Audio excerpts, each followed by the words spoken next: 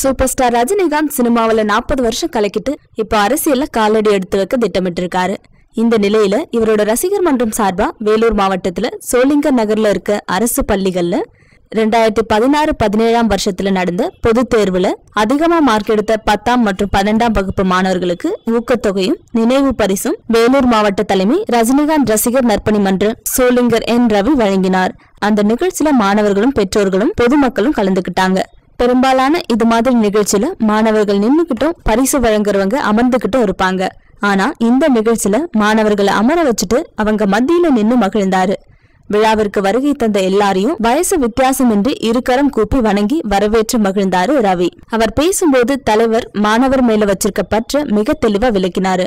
அப்போ தலைவர் படிப்பை பத்தி பேசும்போதெல்லாம் தாம் படிக்கலையேன்னு ஏங்கியதுண்டுன்னு கண் கலங்கினாரு.